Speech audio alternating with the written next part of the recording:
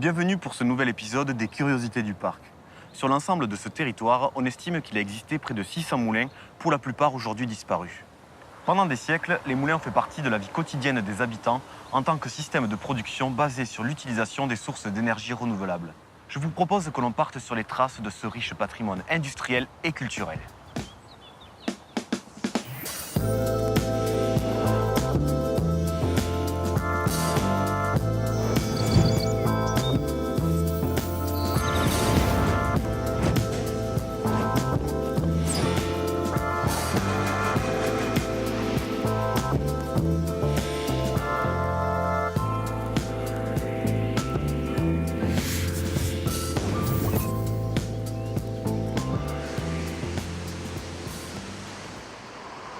Nous sommes dans les gorges de la Dourbie, tout près du village de la Roque-Sainte-Marguerite.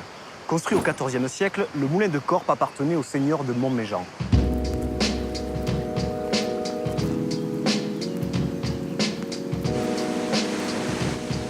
Ce moulin est construit à l'extrémité de la commune de Saint-André-de-Vezine, village du Cosse-Noir dont c'était là le seul accès au cours d'eau. Moulin à farine et moulin à huile, il a été transformé en centrale hydroélectrique au début du XXe siècle. Aujourd'hui, il fait le bonheur des photographes.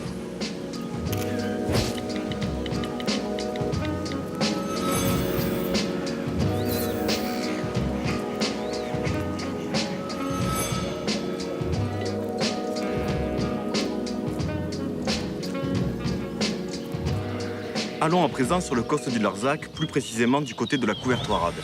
La petite cité templière et hospitalière possède également l'unique moulin à vent restauré de l'Aveyron.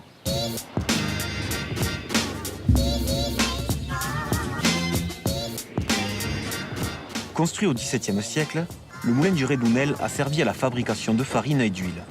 Culminant à 808 mètres d'altitude, il mesure 6,60 m de haut pour 5,60 m de diamètre.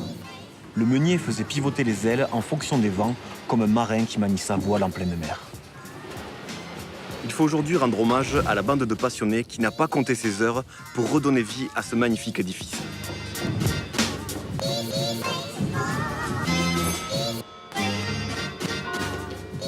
Continuons notre escapade à Camarès, dans le Rougier, où nous pouvons admirer un autre exemple de restauration de moulin qui était laissé à l'abandon.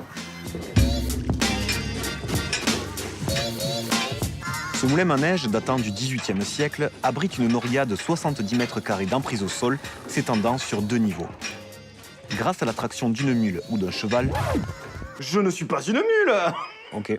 Grâce à la traction d'une mule ou d'un cheval, l'eau de la nappe phréatique, infiltrée dans un puits situé au rez-de-chaussée du bâtiment, était élevée à l'étage par une chaîne de 40 maillons, auxquels étaient suspendus autant d'augiers, de 12 litres de contenance.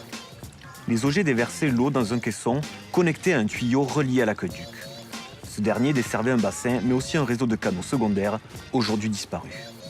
Grâce à cet ingénieux mécanisme, les plaines et les cultures aux alentours étaient irriguées ou inondées, ce qui permettait un vrai développement de l'agriculture.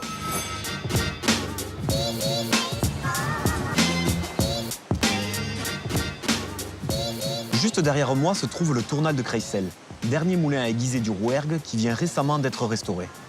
Cet énième exemple nous montre combien le territoire du parc est intimement lié à l'histoire de ces moulins et combien la préservation de ce patrimoine est indispensable.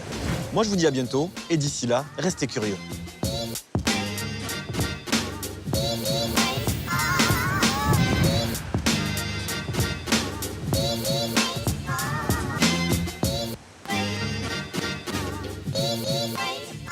Je ne suis pas une mule!